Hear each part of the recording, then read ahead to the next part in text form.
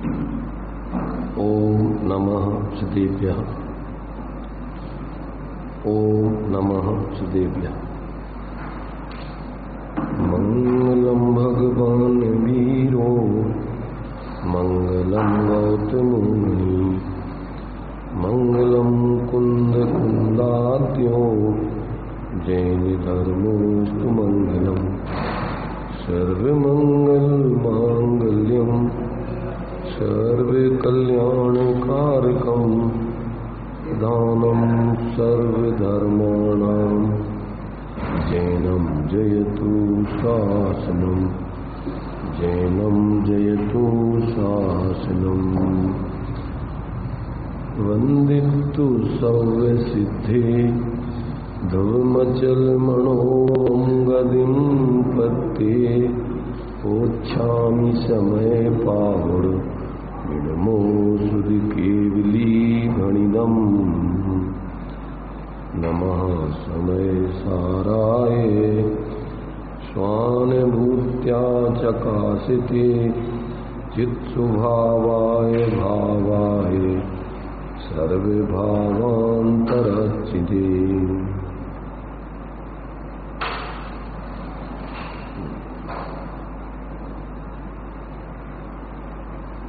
ग्रंथ अपना समय सारदी चल रहा है। इसमें गाथा अपनी 6 कल हुई थी। इसमें आत्मा का मूल स्वरूप क्या है, जिस मूल स्वरूप को जानने पहचानने अनुभव करने से ये जीव सच्चा धर्मात्मा बनके और इस संसार के दुखों से छूटकर परम सुख को प्राप्त करता है। ऐसे उस शुद्धात्मा को जो मूल में सभी जीव हैं, परंतु ऐसे अपने उस शुद्ध स्वरूप को भूल करके और व्यर्थ में ही संयोग संयोगी भाव आदि में मूर्छित होकर के और 4 गति 84 लाख योनियों में भटकते हुए मोह राग द्वेष पूर्वक दुख उठा रहे हैं। ऐसे अपने लिए उस शुद्धात्मा के स्वरूप को इस 6वीं गाथा में आचार्य देव ने बताया कि वो वास्तव में शुद्ध द्रव्यार्थिक न्याय की दृष्टि से देखा जाए तो वो आत्मा सभी संयोग संयोगी भाव और अपने भेद भाव आदि जितने भी उस वस्तु में अंश हैं या उसकी पर्याय आदि हैं कथनचित उससे पृथक है। तो ऐसा अपना जो मूल स्वरूप है, जब ये जीव अपने उस मूल स्वरूप को जानता पहचानता अनुभव करके उसकी आराधना करता है तो ये जीव पर्याय में सुखी हो जाता है। तो ये बात इसमें एक दृष्टिकोण से बताकर आगे जो 7वीं गाथा है अब दूसरे दृष्टिकोण से उसी शुद्धात्मा की सिद्धि कर रहे हैं। तो यहाँ प्रश्न होता है कि दर्शन ज्ञान चारित्र को आत्मा का धर्म कहा गया है, किंतु यह तो 3 भेद हुए और इन भेद रूप भावों से आत्मा को अशुद्धता होती है। इसके उत्तर स्वरूप गाथा सूत्र कहते हैं। तो यहाँ पर जो है अब दूसरे दृष्टिकोण से उसी बात को स्पष्ट किया जा रहा है। तो यहाँ देखिए गाथा अपनी 7 नंबर की गाथा जो है इसको अपन पढ़ेंगे, फिर इस पर विचार करेंगे। बौहारेण विदिशति नाणिस्य चरित्र दंसणम नाणम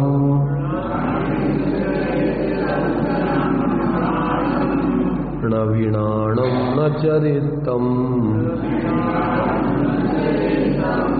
नादंसणम जाणगो शुद्धो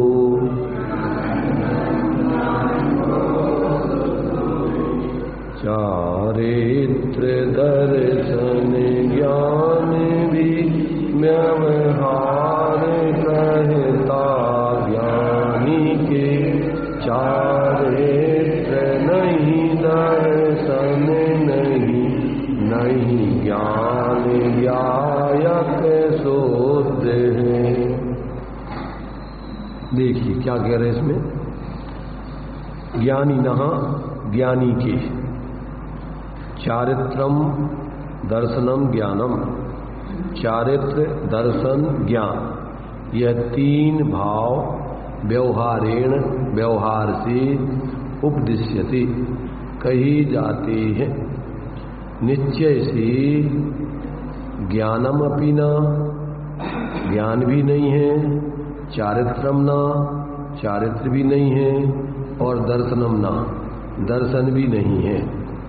ज्ञानी तो एक ज्ञायकः शुद्धा, ज्ञानी तो एक शुद्ध ज्ञायक ही है। ये गाथा में संक्षेप में आत्मा को जो छठवीं गाथा में सिद्ध किया था उसी को यहाँ, वहाँ तो प्रमत्ता प्रमत्त से परे सिद्ध किया था। अब यहाँ आत्मा में जो गुणभेद आदि होते हैं वो गुणभेद आत्मा में नहीं है, ये बात यहाँ नहीं सिद्ध करना है। क्या? परंतु अकेले गुणभेद रूप आत्मा नहीं है। जब अपन वस्तु को व्यवहार से विचार करते हैं तो उसमें गुणभेद हैं। जैसे अपन इस शरीर का जब विचार करते हैं तो ये शरीर समग्र अंगों का अभेद पिंड है। शरीर किसे कहते हैं? अकेले सिर को शरीर कहते, हाथों को शरीर कहते, पैर को शरीर कहते, पीठ को शरीर कहते, पेट को शरीर कहते, कि सब मिलाकर के अखंड शरीर है। शरीर किसे कहते? इन सब का समूह शरीर है, एक एक अंग शरीर नहीं। वस्तु में ऐसे शरीर में ये अंग तो हैं, पर ये शरीर एक एक अंग रूप मात्र नहीं है। समझ में आ रहा ना? ऐसी आत्मा में ये ज्ञान दर्शन चारित्र आदि गुण नहीं है। यहाँ पर किस रूप में नहीं है कि जो व्यवहार भेद रूप नहीं है। भेद तो समझाने के लिए अपन को क्या है, ज्ञान में किए हैं। किए हैं का मतलब वस्तु वैसे सामान्य विशेषात्मक है, भेदा भेदात्मक है, परंतु वो है सब अखंड है। माने ऐसे भेद नहीं है कि इनको अलग रख दो और शरीर अलग रह जाए। शरीर इन अंगों मय है और ये अंग शरीर मय है, परंतु जब अपन भेद से समझते हैं तो उसमें एक एक अंगों को अपन अलग अलग समझते हैं। तो समझने के लिए समझाने के लिए तो ये सारे भेद हैं। जब आत्मा को समझाएंगे तो आत्मा को भेद करके ही समझाएंगे। जिस व्यक्ति ने मान लीजिए मनुष्य को नहीं देखा है तो मनुष्य के स्वरूप को समझाएंगे तो कैसा समझाएंगे? तो देखो उसके दो पैर होते हैं, ऐसे दो हाथ होते हैं, एक सिर होता है, ऐसा पेट होता है, ऐसी पीठ होती है, ऐसे उसमें 8 अंग होते हैं। उन सबका अभेद मिला करके वो शरीर है मनुष्य का।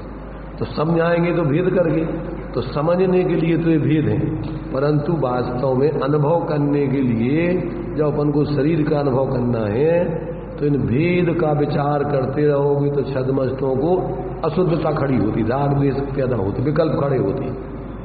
तो इस भेद में छद्मस्तों को बुद्धि लगाने से क्या होता है कि उसको विकल्प खड़े होते हैं, अभेद वस्तु का अनुभव नहीं होता है।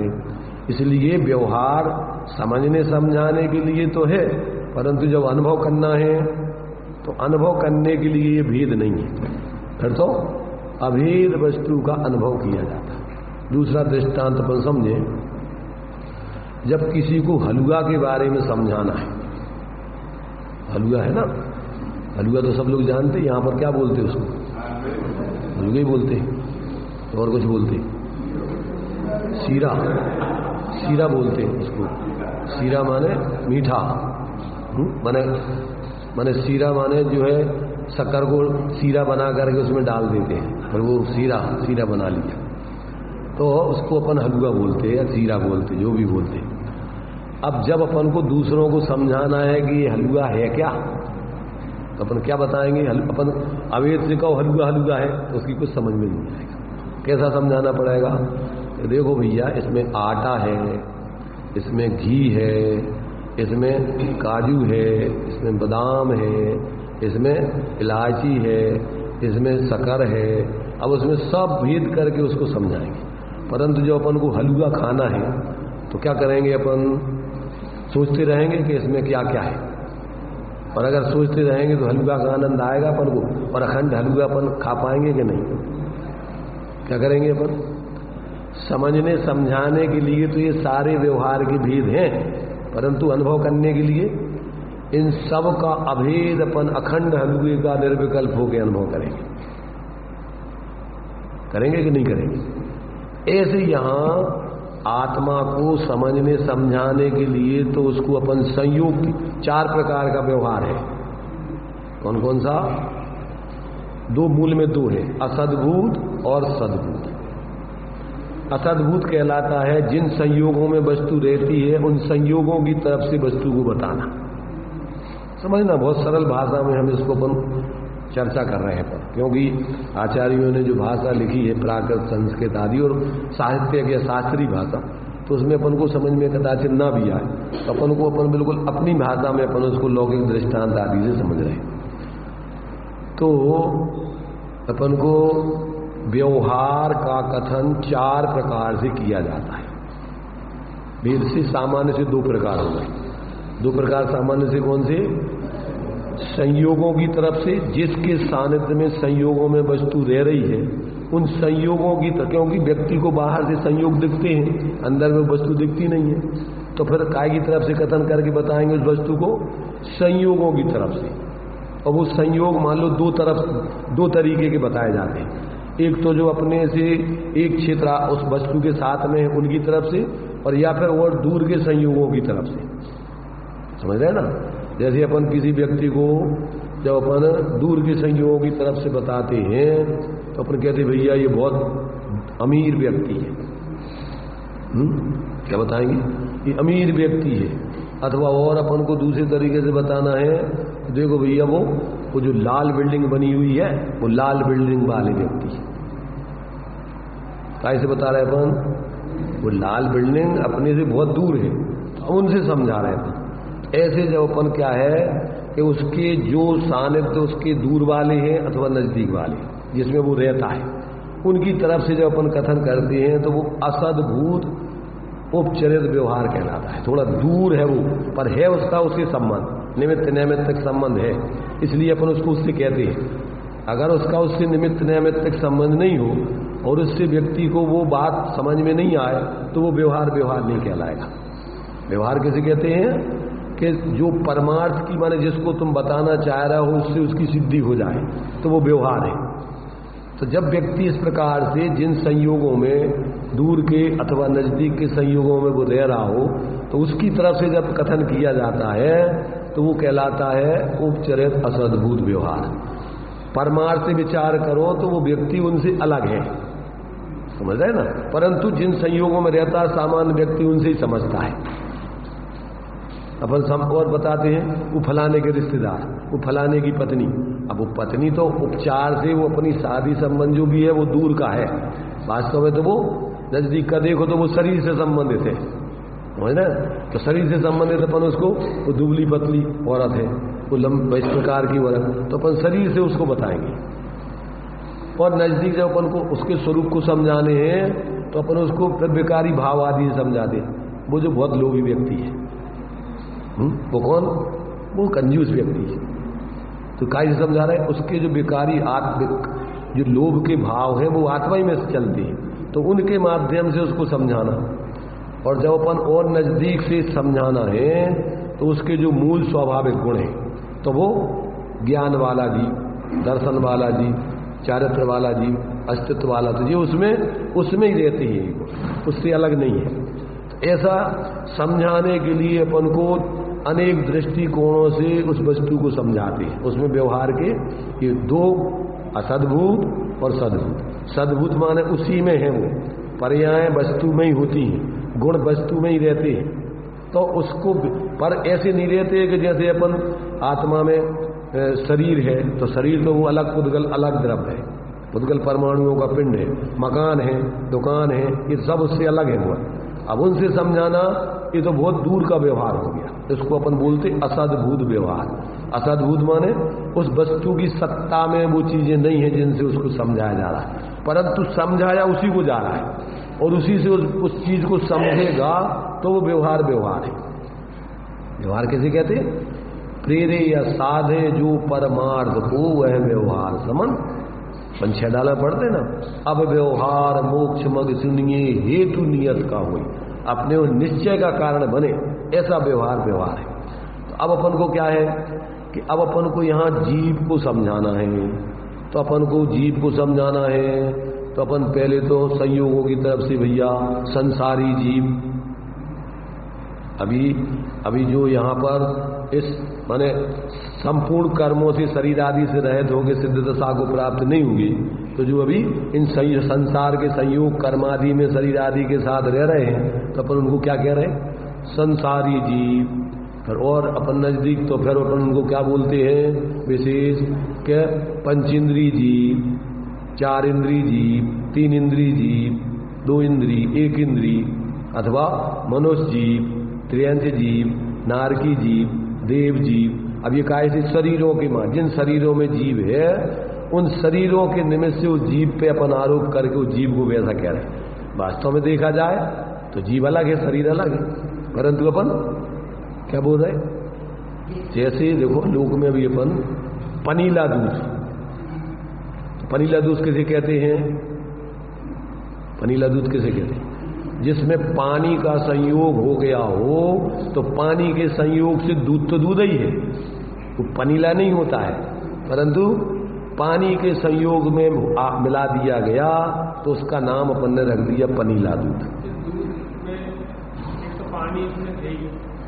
कुछ नहीं है वो।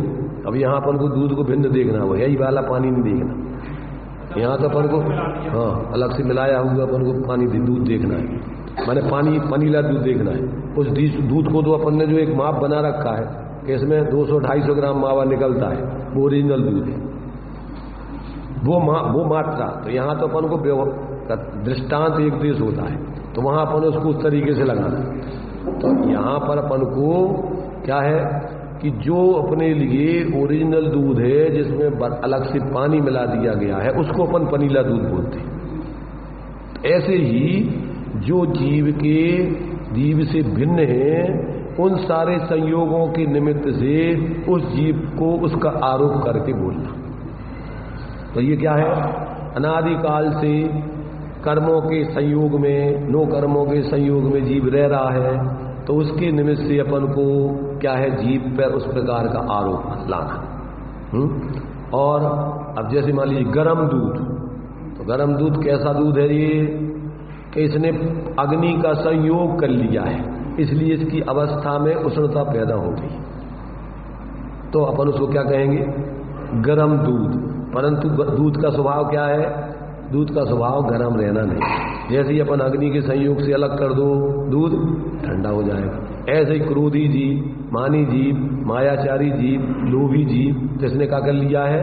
कर्म के उदय का संयोग करके उसमें जुड़ गया है, तो इसकी परिणति में ये सब क्षणिक विकारी भाव पैदा हो रहे हैं। वो शाश्वत नहीं है। जैसे अग्नि की उष्णता क्षणिक है, जैसे उसको गर्म अग्नि से दूर करो और वो अपने स्वभाव में आ जाता है। ऐसे ये जीव निरंतर कर्म के उदय में जुड़कर इस संयोगी भाव करता रहता है। ये उसका मूल स्वरूप नहीं, ये क्या है? विकारी भाव है, ये उसका दोष है, और इन्हीं को दूर करने के लिए जीव का मूल स्वरूप बताया जा रहा है। मूल स्वरूप काय के लिए बताया जा रहा है? अब कोई यही मान ले कि भैया दूध तो गर्म ही होता है, तो वो फिर उस गर्म दूध, ठंडा दूध का स्वभाव जानेंगे नहीं, तो फिर उसके लिए भैया ये आत्मा, ये दूध का स्वभाव नहीं है, ये तो आगंतुक है गर्मी, अग्नि के निमित्त से इसने परिणत, इसकी अवस्था में उष्णता आई है। ऐसे ये जीव अनादिकाल से अपने मूल स्वरूप को भूल के क्या कर रहा है? कर्म के उदय के संयोगों में जुड़ करके नो कर्मों का अवलंबन लेके निरंतर मोह, राग, द्वेष आदि के परिणाम कर रहा है। कैसे कर रहा है?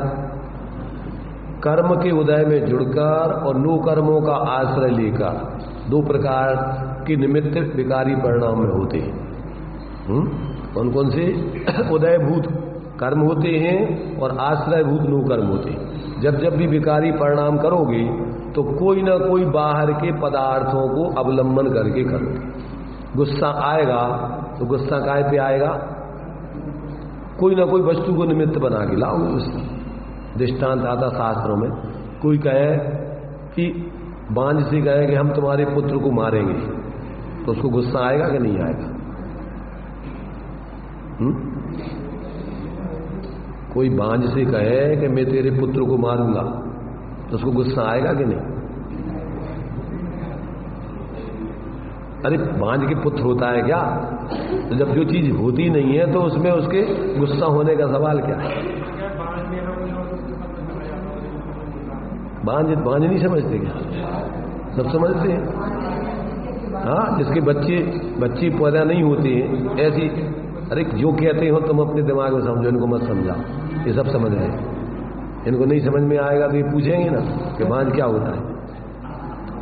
तो जिस औरत के बच्चे पैदा करने की सामर्थ्य शरीर में नहीं है और उसके बच्चे नहीं है, और कोई उससे कहे कि मैं तेरे पुत्र को मारूंगा, तो उसको गुस्सा आएगा कि नहीं? तो वो समझेगी हमारा पुत्र ही नहीं होता है, पुत्र ही नहीं है तो कहे क्या मारूं।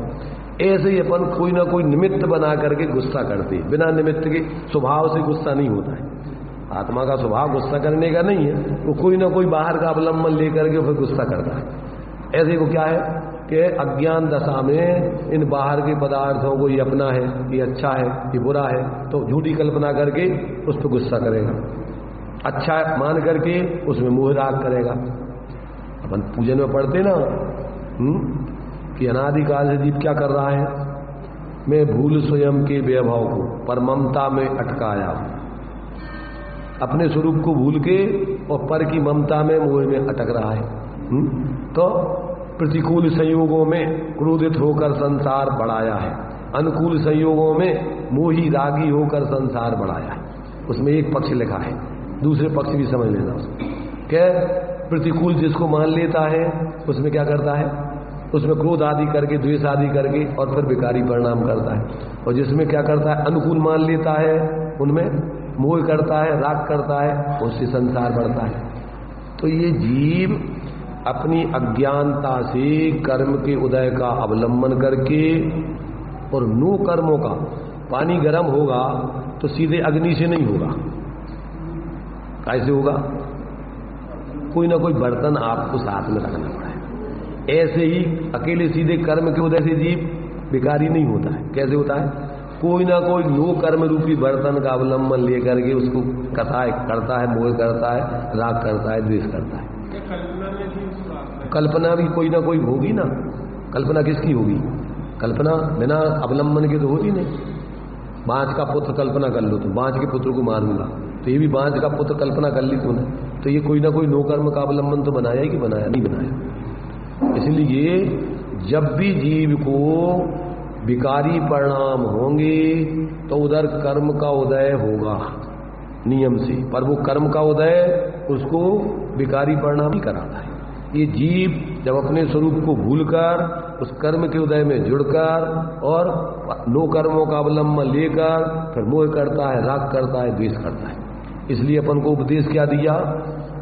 मामुज्जय, मारज्जय, मादुस्सय, इट्ठनिट्ठ अत्थिसु। क्या दिया? मोह राग द्वेष कोई ना कोई अर्थ माने पदार्थ के अवलंबन से होते। तो पदार्थ, किसी भी पदार्थ का अवलंबन यानी किसी भी पदार्थ में मोह मत करो, राग मत करो, द्वेष मत करो, क्योंकि यही तुम्हारे लिए संसार है, संसार का कारण है। और क्या संसार है? मोह राग रस, और मोह राग द्वेष होता है अज्ञानता से। अज्ञानता नहीं हो, वस्तु तत्व का यथार्थ ज्ञान हो और अपने स्वरूप की साधना हो, तो अब कसाय मोह कराए कौन? अरहंत भगवान है, सिद्ध भगवान है, तो उनके लिए कोई गुस्सा आता है कभी? उनके विकारी परिणाम होते हैं कभी? क्यों नहीं होते? क्योंकि उन्होंने अपने स्वरूप के अवलंबन से पूर्ण अपनी स्वाधीन दशा प्रकट कर ली, तो अब उनके मोह राग द्वेष आदि है ही नहीं। और मोह राग द्वेष के निमित्त से कर्म बनते थे, तो उन कर्मों का भी अब बंधन का अभाव हो गया, तो कर्मों का उदय भी नहीं। तो अब ये प्रक्रिया अपन को जब तक समझ में नहीं आती तब तक अपन रात दिन क्या करते रहते हैं? अपने को भूलकर और पर में मूर्छित होकर पर द्रव्य गुण पर्यायों में अहंकार ममकार करके निरंतर मोह राग द्वेष आदि के परिणाम चलते ही रहते। एक क्षण को भी इसका उपयोग शांत नहीं रहता है।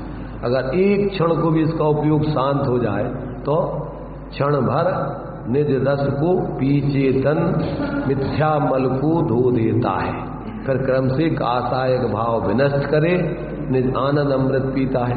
अनुपम सुख तब विलसित होता। कौन सा सुख? उसकी उपमा अपन बाहर से किसी पदार्थ से नहीं दे सकते। अनुपम है आत्मा का स्वभाव। कैसा है? सिद्धों का स्वरूप बताया ना, क्या बतलाया उसमें? ध्रुव अचल अनुपम अनुपम। तो अनुपम माने उसकी कोई संसार के किसी पदार्थ से उसकी कोई तुलना नहीं की जा सकती है। वो अपने आप में जैसा है वैसा ही है। तो ऐसा अपन को जो आज तक जिसको अपन ने बाहर में आज तक जिसको सुख मान रखा है पंचेंद्रियों के विषय भोग, वास्तव में वो जात्यंतर है। उसके लिए दृष्टांत दिया गया कि जिस प्रकार अमृत भोजी देव काय का भोजन करते हैं, उनके कंठ से अमृत झड़ता है, अलग से कोई उनके लिए बाहर से कुछ खाने पीने की जरूरत नहीं पड़ती। तो अमृत भोजी देवों को अन्य भोजन स्वभाव से ही नहीं रुचता है। क्यों? कि उस जाति का और कोई चीज है ही नहीं।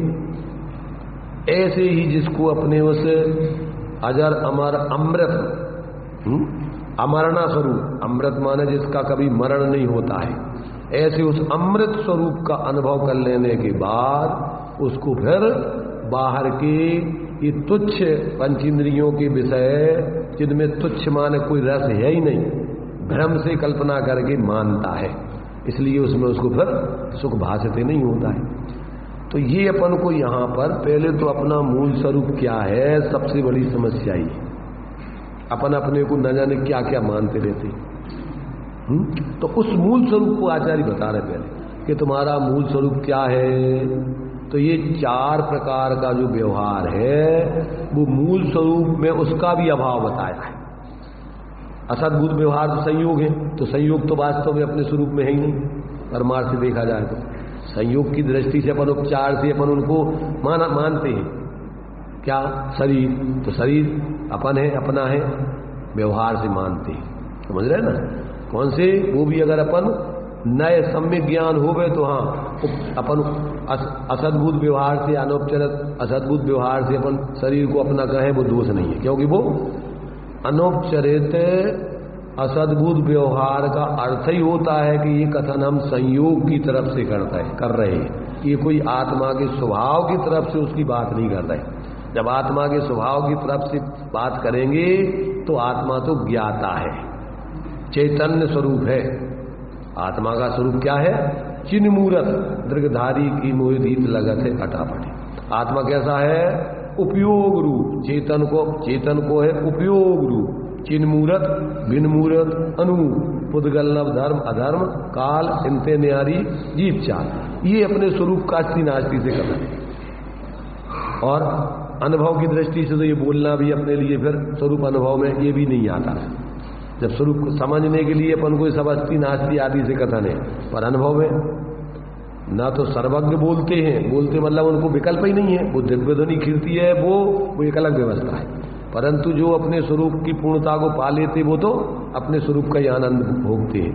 और जो अपने स्वरूप का ध्यान करके अनुभव करते उस समय भी उनको कोई विकल्प या बोलना होता नहीं। ये बोलना तो होता है यदि अनुभवी जीव है तो वो सम्यक प्रकार से दृष्टिकोणों से बोलेगा, और मिथ्या दृष्टि जीव है तो वो तो अपने स्वरूप को जानते नहीं है, भ्रम से अथवा तद्वा ही विकल्प करता रहता है। अब मोही जीवों के पास आप बैठो तो काय की चर्चा करेंगे? कार्य कटे जा रहा हूं, कहां से आ रहा हूं और कौन सा धंधो कर रहा हूं, काय की चर्चा करेगा? वो फलाना ऐसा हो गया और उसने ऐसा कर दिया और वो ऐसा कर रहे, वो सब पूरी की पूरी विकथा। बताओ कभी वो क्या धर्म की चर्चा करेगा क्या कि भैया तुम्हारा स्वरूप ये है, तुम कहाँ उलझे हो, काय में लगे हो, ये सब झंझटें कब तक करते रहोगे? ये चर्चा करेगा क्या कभी? काय की चर्चा? वो सब जो अनुभूत है उसकी वही तो चर्चा करेगा। तुम ऐसा कर लो, तुम वैसा कर लो, तुम उधर खेती कर लो, तुम उधर वो मकान बना लो, तुम वहाँ पर बढ़िया ऐसा कर लो, उसमें कितने बढ़िया किराएदार रख दो, फलानो कर दो, ये सब यही बात है बताएगा। ज्यादा नहीं, ज्यादा और कम तो सम्यक दृष्टि के होता है, पूरा टाइम। मिथ्या दृष्टि के ज्यादा कम का क्या सवाल है? ज्यादा कम तो साधक व्यक्ति के जीवन में है कि अभी जब निचली भूमिका में है तो अभी बाहर की प्रवृत्ति भी ज्यादा होती है, कम अब स्वरूप की प्रवृत्ति कम होती है। पर मिथ्या दृष्टि के स्वरूप की प्रवृत्ति कब होती है? होती नहीं है। इसलिए पूरा का पूरा टाइम वो वहीं लगाता है, रात दिन। अपन पढ़ते दिन रात शुभाशुभ भावों से मेरा व्यापार, मानस वाणी और काया से आश्रव का द्वार फैला है, शुभ और अशुभ की ज्वाला से झुलसा है मेरा अंतस्थल। ये तो अपन बोल रहे, समझ के बोल रहे हैं, ये तो जिसने लिखा है उसने समझ के लिखा है। अपन तो सिर्फ रेडीमेड सिर्फ बोल देते हैं। मानस माने मन, वचन और काय। तो मानस माने मन, 3 प्रकार से कर्मों का आश्रय होता है, काय वांग मना कर्म योगा सा आश्रवा, शुभा पुण्यस अशुभा पापस। तो पूजन है वही बोल रहे, मानस वाणी और काया से आश्रव का द्वार खुला रहता, शुभ और अशुभ की ज्वाला से झुलता है मेरा। वही तत्वार सूत्र के सूत्र को स्वलिपिबद्ध किया है काय में, ये पूजन में। तत्वार सूत्र में लिखा ना, काय वांग मना कर्म योगा सा आश्रवा, शुभा पुण्यस अशुभा पापस। तो ये कोई उनने अपने घर से नहीं लिखा है, ये आचार्यों की वाणी को ही अपनी सरल भाषा में पूजा के माध्यम से तुम्हें उपदेश दे रहे, तत्व का ज्ञान करा रहे। और पूजा में भी अपन को तो जल्दी है, तो वहां तो गाड़ी छूटी और स्टेशन पे पहुंच गई, पता ही नहीं कब पूजा हो गई। और चलो क्या बोलते आखिरी में शांति पाठ में क्या बोलते हैं? बस अब हम जो है अब जा रहे हैं, हमारे पास टाइम नहीं है। अंत में समापन करके और अपने पूजा पूरी हो गई। अब अपन ने का बोलो पूजा में, किसको बोला, क्यों बोला, तभी उस पर विचार किया। तो अपन तो क्या है कि एक धारणा से अपन ने जो परंपरा बनाई उस परंपरा से करते रहते हैं। तो ये तो नींद में जैसे बच्चों को कराओ काम तो वो कर देते, ऐसी स्थिति है। तो ये सारे कार्य यदि अपन होश पूर्वक करें तो सारे व्यवहार के कार्य तुम्हारा धर्म है, धर्म के साधन है। और अगर बिना समझे रूढ़ी से करो तो अब उसमें क्या धर्म होता है। इसलिए अपन को इस सारी बातें जब तक अपन सम्यक प्रकार से समझ के नहीं करेंगे तब तक जीवन में का हो रहा हो, कितनों पाप हो रहा हो, कितनों पुण्य हो रहा हो, कितनों धर्म हो रहा हो। क्योंकि जीव के 3 ही प्रकार के भाव चलते हैं, या तो पाप रूप, या पुण्य रूप, या धर्म रूप। जीवन के परिणामन की गति 3 महत्वपूर्ण। अब यहाँ बैठे अपन अगर मन कथा है, आकुलता नहीं है तो पुण्य चल रहा है। अंदर में यदि अपन अपने स्वरूप की अनुभूति प्रतीति पूर्वक यदि अपन जिस गुण स्थान में हैं तो उतनी अपनी भीतरागता बढ़ रही है, उतना धर्म है। और साथ में अपना ये सम्यक ज्ञान चल रहा है, तो इसमें अपन को ये भी व्यवहार से धर्म है, समझ रहे ना। और फिर क्या है, अपने ये शुभ भाव चल रहे हैं, तो इसमें अपन को पुण्य का बंध हो रहा है। तो अपन को जब सब चीजों का ज्ञान हो तो अपन समझ सकते हैं कि कितना अपन धर्म कर रहे हैं, कितना पुण्य कर रहे हैं, कितना पाप कर रहे हैं। अपन पढ़ते कितना पुण्य और कितना पाप तेरे जीवन में मुखड़ा देख ले दर्पण में। कौन सा दर्पण में? अपने ज्ञान में ही समझ में आएगा, ज्ञान दर्पण। तो उस ज्ञान रूपी दर्पण में ही अपन इन सब चीजों को अगर जागृत होकर जिए तो समझ में आए। और यदि अपन रूढ़ी से परंपरा से देखा देखी बिना समझे तो कुछ नहीं समझ में आया कि अपन धंधा घाटे का कर रहे कि लाभ का। जैसे जो व्यापारी जिसको माल का खरीद पता है, खर्चा पता है, और उसमें कितना और उसके निमित्त से अपन क्या क्या हो रहा है सब पता है, तो अब उसको कितने में बेचना है, कितने में अपन बेच रहे हैं, लाभ कितना हो रहा है, उसको बेचते समय समझ में आता कि नहीं आता? क्या दीपावली का हिसाब किताब लगाता है? अरे दीपावली तो वो इकट्ठा हिसाब लगाता है कि अपन को कितनी आमदनी हो गई, परंतु प्रति क्षण सामान बेचने की चर्चा करता है तो दिमाग में आता है कि अपन को इसमें 50 रुपया बच रहे। और जब वही बेचता है, कब बेचता है कि जब आमदनी उसमें दिखे और वो ग्राहक उससे आमदनी से नीचे उतर आए, घाटे में सौदा की बात करने लग जाए, तो अपन कहेंगे दुकान से नीचे उतरो। क्या करेंगे? उसको चाय नाश्ता पानी कराएंगे कि नहीं? बैठा के चाय नाश्ता पानी किसको कराएंगे? कि जिससे अपन को लगे कि इससे अपन को 1500 रुपया की आमदनी है, तो 10-25 रुपया की अपन चाय पानी उसको करा देंगे। कराएंगे कि नहीं? है सेठ जी यार तुम जो है, हम उतनी दूर से आए हैं और ना तो हम चाय नाश्ता करके आए हैं, तुम तो जल्दी करो। कि भैया हम चाय नाश्ता बुला रहे, बैठो थोड़ा। तो मतलब वो कब कि जब उसके लिए अपना उसमें जो प्रयोजन है वो सिद्ध होता दिखता है। ऐसे ही धर्म के क्षेत्र में यदि अपना ज्ञान जागृत है तो कौन सी प्रवृत्ति से अपन को कितनी शांति, कितनी निराकुलता। क्यों कि धर्म तो आत्म को है, थे सुख सुख आकुलता में कहिए। आकुलता में तो कोई धर्म ही नहीं है, क्रिया में धर्म नहीं है। धर्म काय में? भावों में। तो अगर अपने भावों में विवेक नहीं है, निराकुलता नहीं है और अविवेक है, मूर्खता है और आकुलता है, तो वो कितनी क्रियाएं कर रहे, कितनी पूजाएं पढ़ रहे, वो महत्वपूर्ण है क्या कि अंदर में परिणामों की तुम्हारी कितनी शुद्धि चल रही, कितनी शांति बढ़ रही, वो धर्म है। भोजन में अपन को ज्यादा से ज्यादा माल खाना अपने लिए अच्छा है कि जो अपने लिए स्वास्थ्य के लिए पचे, जितना पचे उतना खाना अपने लिए भक्ष्य है, भोजन है वो। उसके लिए जो ज्यादा है ज्यादा और जो अपन को पचता नहीं है वो खा लेना लोग की दृष्टि से तो बहुत बढ़िया है वो। मान लीजिए तुम्हारे लिए मावा का है अथवा काजू किशमिश की बर्फी है, जो भी है ऊंची से ऊंची चीज है व्यवहारिकता में, पर पारमार्थिक दृष्टि से तुम्हें अगर वो शरीर की बीमारी का कारण है, अगर तुम्हें पचता नहीं है तो आचार्यों ने उसको अभक्ष्य बताया है। तो जे जहां जो भोजन तुम्हें तुम्हारे स्वास्थ्य का साधक है वही भोजन तुम्हें जहर है। अगर अविवेक पूर्वक करोगे और मात्रा से ज्यादा करोगे, आवश्यकता से ज्यादा करोगे तो वही परेशानी कर। ऐसी धर्म का व्यवहार क्षेत्र है कि अगर मैं तो इसमें तुम्हारे प्रयोजन की सिद्धि, विवेक जागृत हो रहा हो, अपन सुन रहे समझ रहे, इससे अपन को तत्व ज्ञान हो रहा है, इससे अपना मिथ्यात्व गल रहा है, इससे अपनी कथाएं शांत हो रही हैं, तो ये व्यवहार धर्म है। और इससे तुम्हारी सांप्रदायिकता भड़क रही है। अभी जो रक्षाबंधन की कथा जो है, ये रक्षाबंधन का दिन आज मनाते कि कल? आज। चलो कैलेंडर में कल का दिया है, वैसे पूर्णिमा का दिया है उसमें, है? चलो जो भी हो, घटना तो उसमें जैसे लिखी है तो वो पूर्णिमा की लिखी जैसे, तो उसमें है मालूम वो घटना क्यों घटी? जो रक्षाबंधन की घटना घटी है उसमें विचार किया वो घटना क्यों घटी? उसमें कई मुद्दे अपन को समझने लायक हैं कि वो जो घटना थी वो घटना दोनों तरफ से गलतियां हुई, समझ रहे ना?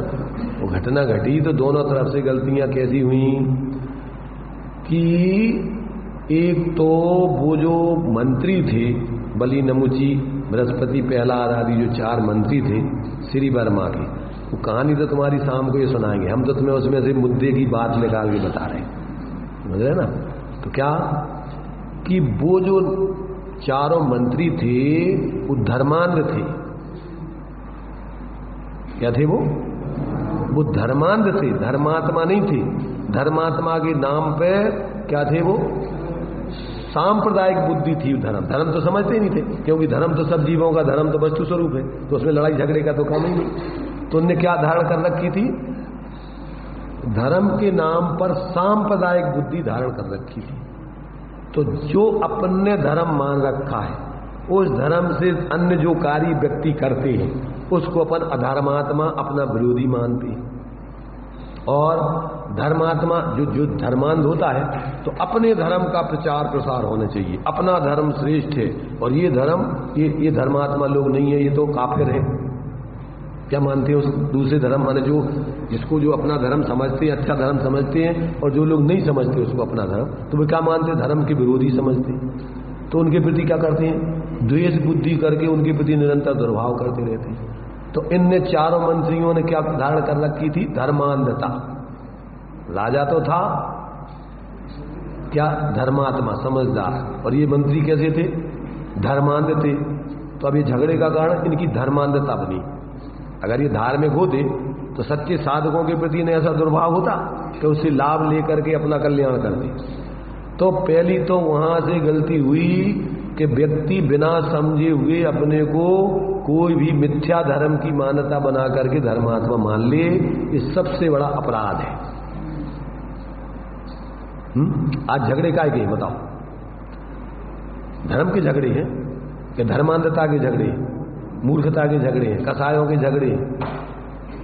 तो अब जब तक व्यक्ति सत्य, देखो सत्य धर्म समझ ले तो वो तो आचार्य गुणभद्र स्वामी ने दिया है, धर्मो वसीन मनसी यावत अलम सतावत हंतान हंतुरपि पस गतोथ तस्मिन दृष्टा परस्पर हतिर जनकात्म जानाम रक्षा ततो अस्य जगता खलु धर्मे में।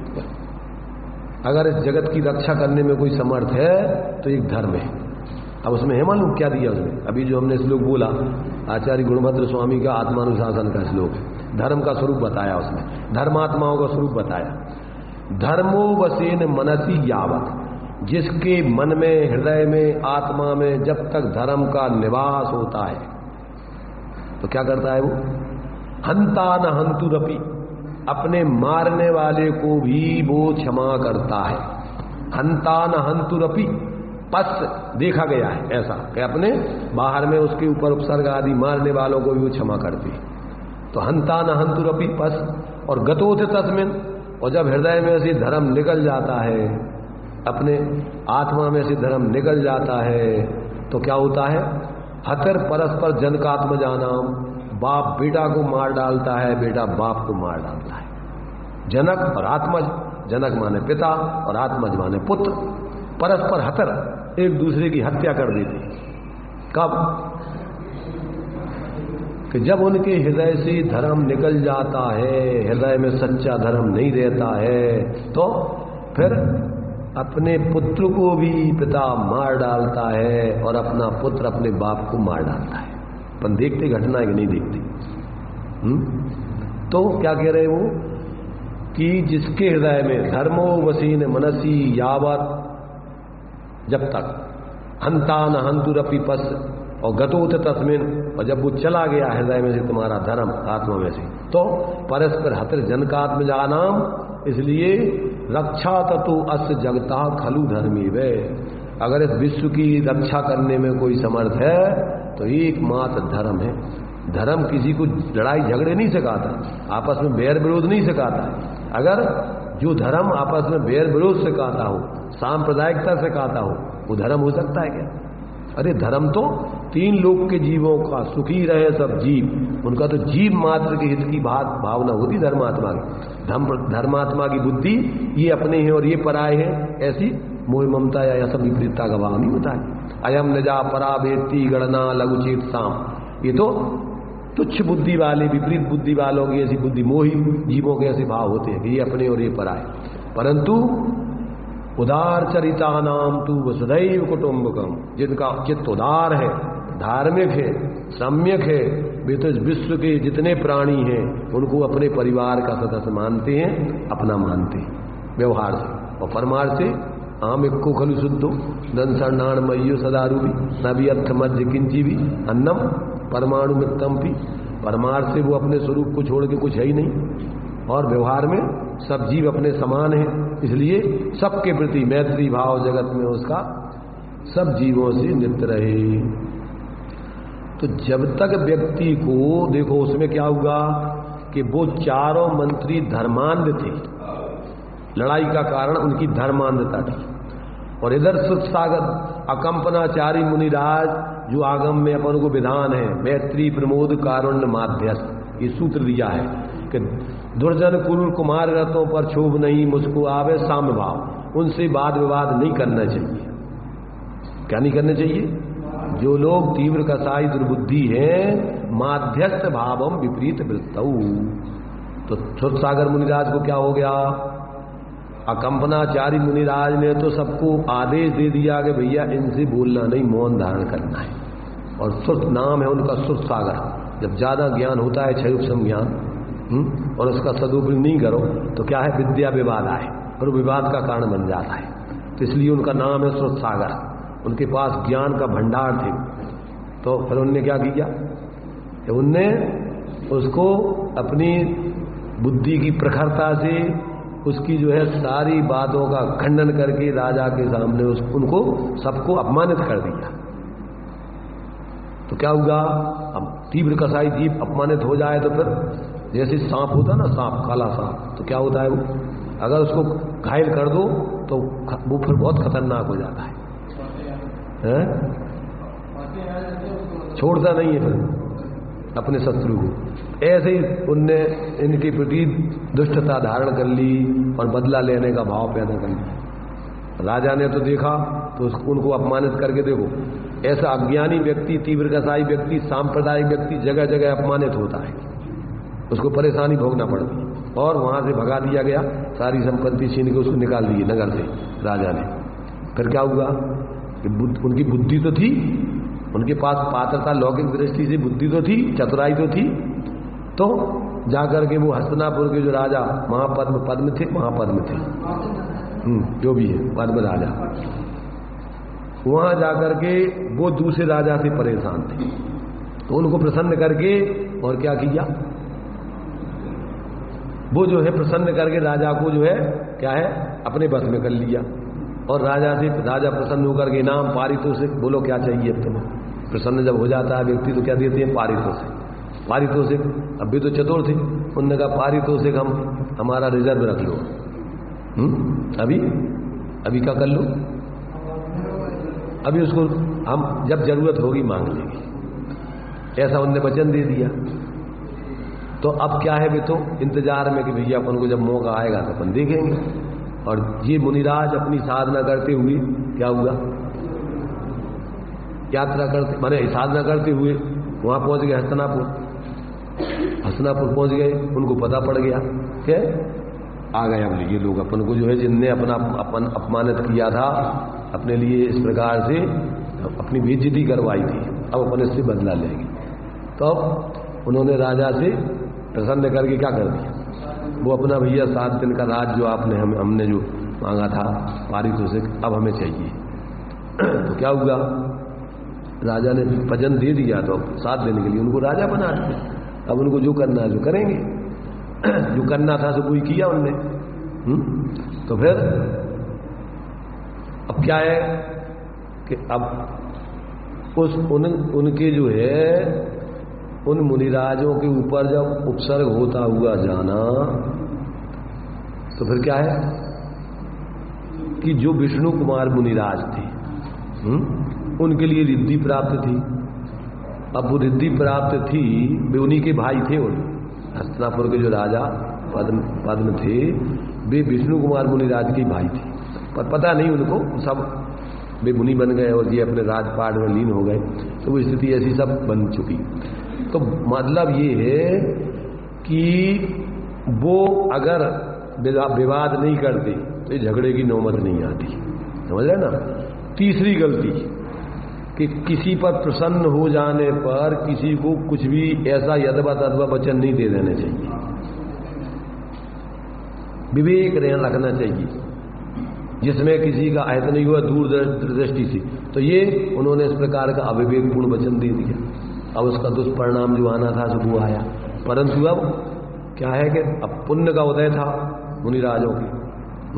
तो क्या है, वो उन मुनिराज को, विष्णु कुमार मुनिराज को जो है जो रिद्धि प्राप्त थी, उनको जानकारी दी गई। उनको तो पता ही नहीं था। साधक व्यक्तियों को रिद्धि सिद्धि हो जाती है तो उस पर कोई ध्यान नहीं, क्यों कि इनमें अगर उपयोग लगाओ तो उनकी साधना बाधित होती। इसलिए वे अपने स्वरूप साधना में थे और उनको याद दिलाई। तो फिर क्या हुआ कि उनके लिए अपने साधर्मियों के प्रति अनुराग विशेष आ गया। वैसे तो ऊंचा पद छोड़ के नीचे पद में नहीं आना चाहिए, परंतु व्यवहार धर्म की मुख्यता से उन्होंने सोचा कि चलो हमारे पास, तो चलो हम बाद में भी दीक्षा लेके फिर साधना कर लेंगे, पर इन्हीं मुनिराजों की रक्षा करें। तो वहां उनके व्यवहार धर्म की ऊर्ध्वता हो गई और निश्चय धर्म की गौणता। निश्चय धर्म छोड़ नहीं दिया, वहां निश्चय धर्म की गौणता करके उन्होंने उस समय उस व्यवहार धर्म में नीचे आकर के और मुनिराजों की रक्षा की। तो वहां करके फिर उन्होंने उनकी जो है अपनी रिद्धि वगैरह से जो कुछ भी रूप बना करके और अपने उनकी क्या कर लिया कि वहां जाकर के उनके उपसर्ग आदि का निवारण किया। अब वो उपसर्ग आदि का निवारण किया तो अब इनकी जो है इनको भी समझ में आ गया। इनको जो 4 मंत्री वगैरह थे, जब उनकी रिद्धि की माने उनकी वचन की पूर्ति वो नहीं कर पाए तो फिर उन्होंने क्षमा मांगा कि भैया हमने गलती कर दी, अब हमें क्षमा करो। तो क्षमा करके उनको जो है बाद में क्या है माने वो लोग भी धर्म अपनी गलती स्वीकार करके सच्चे धर्म में परिणत हुए।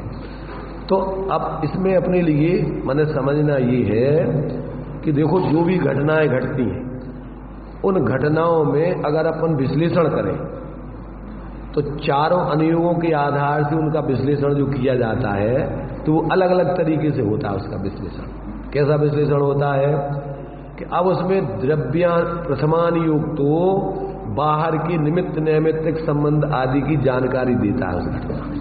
उनने ऐसा किया, इनने वैसा किया, वहां ऐसा हुआ वैसा, ये सब घटनाएं बताएगा।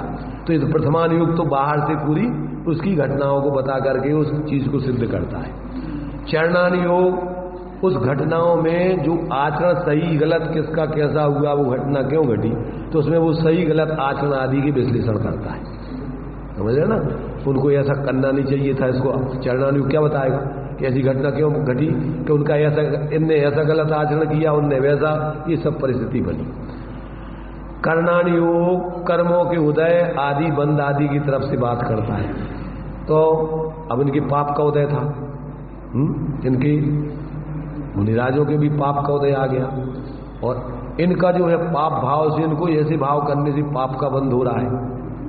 तो कर्णानुयोग क्या बताएगा, वो कर्मों के निमित्त नैमित्तिक की तरफ से वो जो है तुम्हें जानकारी देगा। और द्रव्यानुयोग वस्तु स्वतंत्रता की तरफ से बात करता है।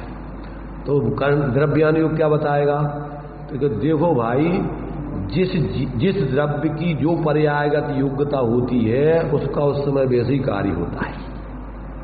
क्या होता है, जिस द्रव्य की जो पर्यायगत योग्यता जिस समय होगी उसका उस समय वो ही कार्य होगा। तो अब ये जो दुर्बुद्धि भाव रख करके अगर इनकी मिथ्या तो तीव्र कसाएं हैं तो इनकी पर्यायगत योग्यता से ऐसे ही काम होंगे उल्टे सुलटे, समझ रहे ना। और अब अपने लिए और भी जिन जीवों के अभी जिस समय जो स्थिति बनना है वो भी उनके उदय अनुसार उस प्रकार की स्थिति बनेगी। और मुनिराजों के जैसे मान लीजिए 700 मुनिराज थे, उनका नाम था अकंपनाचार्य। वो परिस्थितियों में कंपित नहीं होते थे, घबराते नहीं थे, वो निश्चल होकर के अपनी बढ़िया ध्यान, उनकी पात्रता हर परिस्थिति में अपने बढ़िया निश्चिंत साधना में रहता। अब इन मुनिराज के क्या है पात्रता, अभी इनको क्षयोपम ज्ञान ज्यादा था, सुर सागर थी, व्यवहार धर्म की इनकी मुख्यता थी। तो इनको व्यवहार धर्म में धर्मात्माओं का और धर्म का अगर किसी प्रकार से कोई अपमान होता सहन नहीं होता है। तो अपनी इनके जो अपने लिए व्यवहार धर्म में बदला है निश्चय से। तो प्रभावना में क्या दिया है, आत्मा प्रभाव नियु रत्नत्रय तेज सा सतत में, और व्यवहार में दान तपो जिन पूजा विद्या अतिशय से जिन धर्म, आपके पास जितना बाहर में सामर्थ्य है उसके माध्यम से जिन धर्म की प्रभावना करके लोगों को धर्म में लगाना। तो ये उनके अंदर अभी ज्ञान का क्षयोपम विशेष था। तो युक्ति तर्क आदि से सामने वाले की मिथ्यावादों को खंडन करके सही बात को स्थापित करने की उसमें ऊर्ध्वता हो गई। तो अभी उनकी उसी जाति की पात्रता थी। उन मुनिराजों के माने अंदर में निश्चय की पात्रता माने विशेष बल था, पात्रता थी, तो वो अपने ध्यान में रहे, उन्होंने भी संवाद नहीं की, इन्होंने चर्चा करके उस प्रकार की स्थिति बनाई। तो अब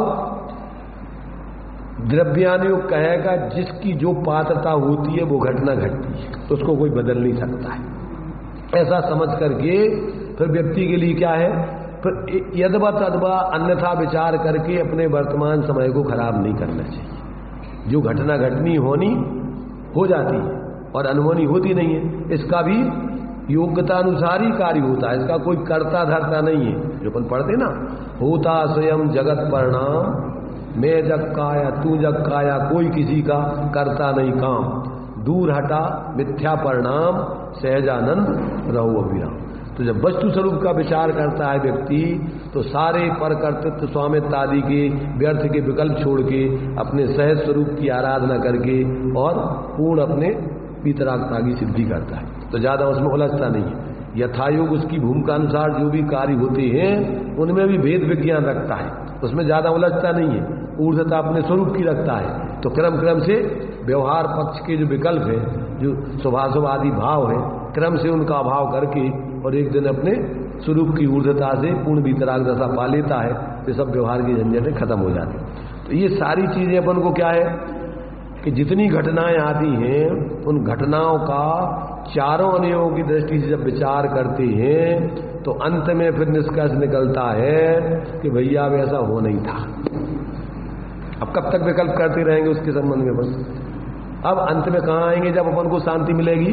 जब उसको अपन होनी पर स्वीकार करके और मध्यस्थ होके अपन अपने काम में लग जाएंगे, तभी शांति आएगी। और जब तक अपन उस घटना में उलझे रहेंगे, मिथ्या कल्पनाएं करते रहेंगे, एक दूसरे के दोष बताते रहेंगे, तो निरंतर विकल्प राग द्वेष आदि होते रहेंगे। तो इस प्रकार से अपन जानने के लिए सारे अपन पक्षों से सोचे और बुद्धिपूर्वक अपन को जो उपदेश दिया जाता है उसको ऐसा नहीं करना चाहिए। सतसागर मुनिराज को उनको भी संवाद नहीं करना चाहिए था, और इन मंत्रियों आदि को जो है सांप्रदायिक बुद्धि धारण नहीं करने चाहिए।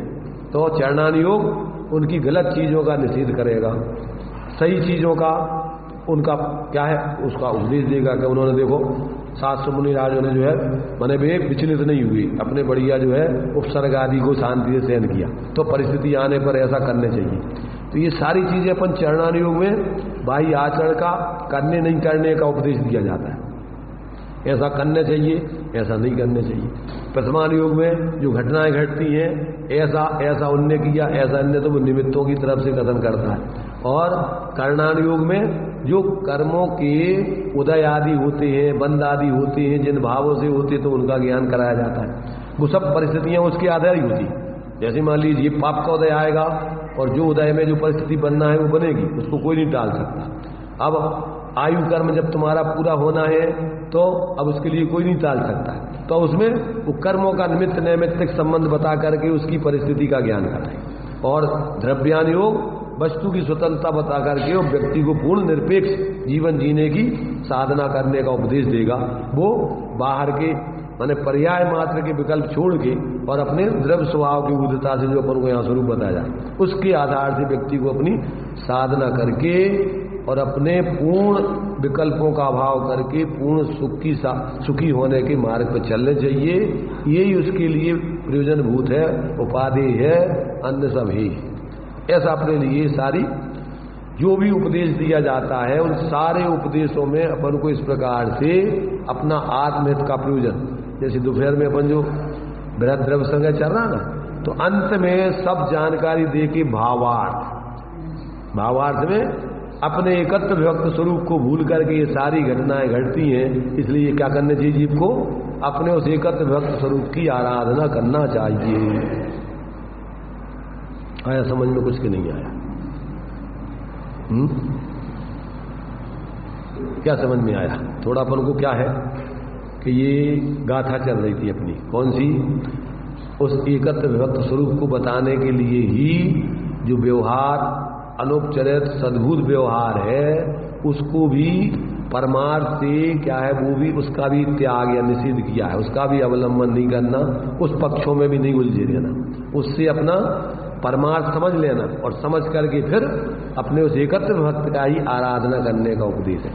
और इसमें जो है तुम्हारे लिए जो घटना रक्षाबंधन की लोग मनाते हैं तो ज्यादातर क्या है कि लोग उसका प्रयोजन एक रूढ़ी से अपन मना लेते, पर उसका प्रयोजन क्या था उसको अपन को समझाना क्या था कि देखो भाई ये घटना सांप्रदायिक बुद्धि धारण करने वाले व्यक्तियों की ऐसी दुर्दशा होती है, धर्म को नहीं समझकर, और वे ऐसे धर्मात्माओं के प्रति भी दुर्भाव करते हैं और ऐसा पाप बंद करके दुर्गति के पात्र होते हैं। और समझ जाएं तो चलो उनने गलती कर दी, आखिरी में कचू उनकी समझ में आ गया तो सुधर गए, चलो ये अच्छा किया। तो अगर व्यक्ति की गलती हो रही हो तो उसको बाद में अगर कोई समझाए तो समझ करके उसमें सुधार कर लेना चाहिए, अड़ई मत रहना चाहिए। ये सारी चीजें अपन को उसमें से प्रयोजन ग्रहण करके और अपना प्रयोजन साधना चाहिए। तो ज़्यादातर अपन क्या करते हैं कि कोई भी व्यवहारिक माने जो अपन मनाते हैं उसमें अपन एक रूढ़ी परंपरा से तो मना लेते हैं, पर उसका प्रयोजन क्या है उस प्रयोजन को नहीं समझते, इसलिए उसमें से अपन को जो लाभ मिलने चाहिए वो नहीं मिलता है। तो ये अपन को, और कभी कभी तो क्या है उसमें और यह तो बता दो और आरंभ सारंभ करा के लोगों को उल्टा उलझा देते इसमें। मैंने इनमें कहीं के 700 लड्डू चढ़ाओ, कहीं फलाना करो, कहीं ये काम करो। अब उसमें तो तुम्हें समझाना तो है उनकी जीवन को ऐसी गलतियों से ये ऐसी स्थिति बनती है, और ऐसा उसमें गलती नहीं हो तो व्यक्ति फिर ये गलतियां नहीं दोहराई जाती। तो समझना तो ये है, और अपन उसमें एक रूढ़ी से परंपरा से या माने एक प्रकार का जो है अपनी बुद्धि से कुछ भी और याद बता उसमें प्रवृत्ति करा करके लोगों को सत्य बात का ज्ञान नहीं कराएं, तो ये समय का सदुपयोग नहीं हुआ, और उस आचार्यों को उस घटना का लिखने का या मनवाने का वो प्रयोजन नहीं था। उनका प्रयोजन तो सभी व्यवहार धर्म का प्रयोजन क्या है, एकमात्र जीवों को अधर्म से हटाकर, कसायों से बचाकर, अज्ञान से बचाकर, मिथ्या से बचाकर धर्म मार्ग में लगाने की प्रेरणा देना है।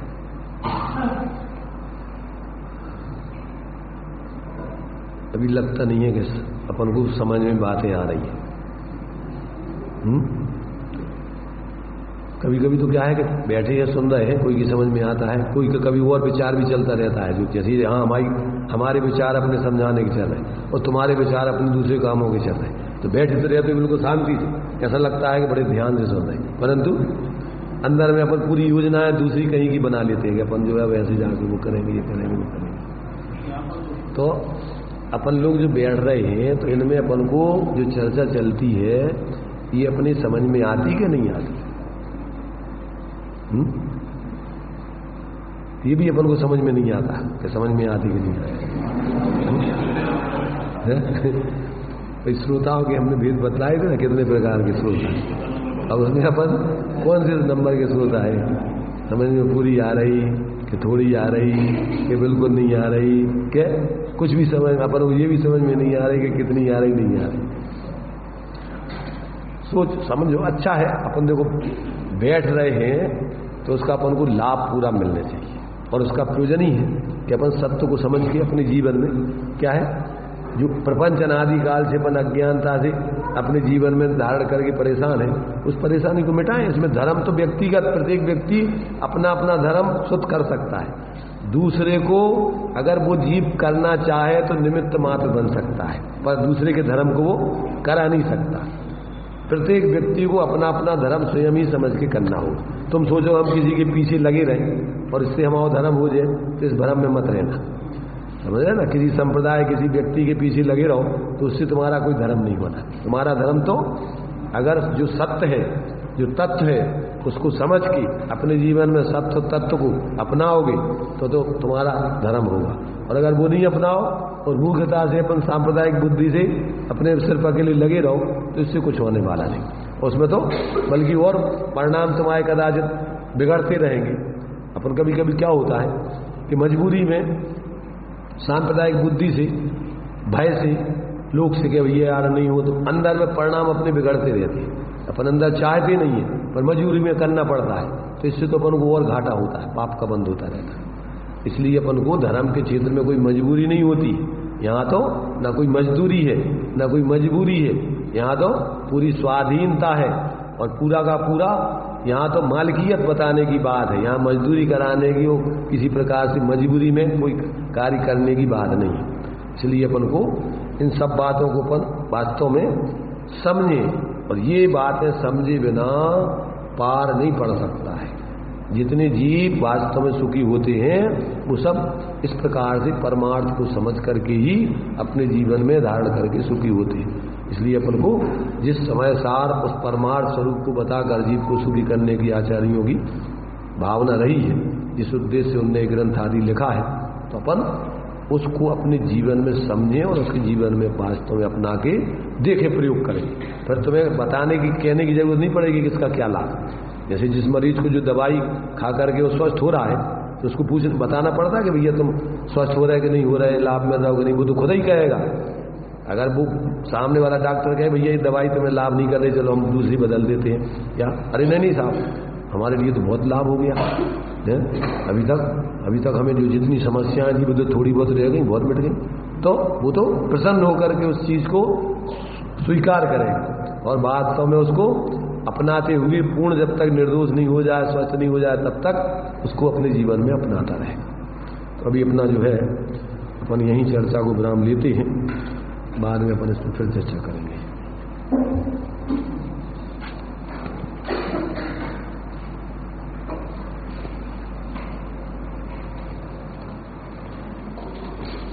पांचवी गाथा में आचार्य देव ने जो संकल्प लिया था कि मैं एकस्थ विभक्त आत्मा को दर्शाऊंगा, छठवीं गाथा में पर्यायों से पार एक त्रिकालीन रूप को दर्शाया।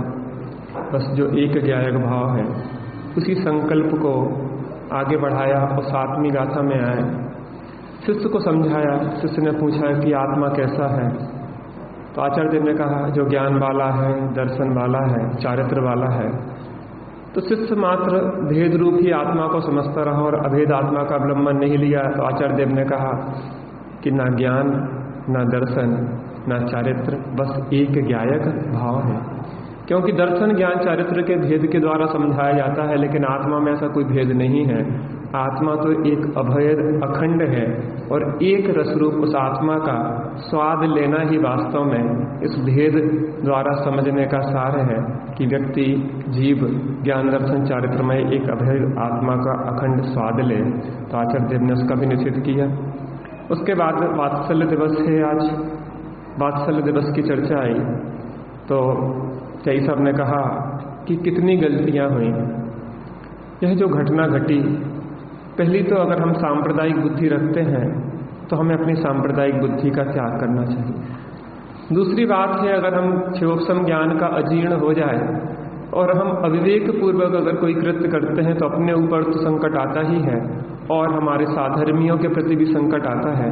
ये गलती हमसे भी हो जाती है तो हम भी इसका सुधार करेंगे। कई बार हम क्षोभसम ज्ञान के आधार पर अविवेकपूर्ण कोई बात कह देते हैं जहाँ जो कहने योग्य नहीं है, उसका फल जो होता है वह विपरीत होता है, गलत जाता है।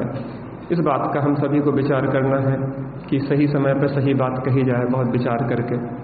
तीसरी बात, कोई भी ऐसा भविष्य के लिए कोई वर या संकल्प नहीं देना चाहिए कि हम भविष्य में आपके साथ ऐसा करेंगे, और यह गलती राजन ने की और उसके कारण अकंपनाचार्य आदि मुनिराज को ऊपर उपसर्ग हुआ।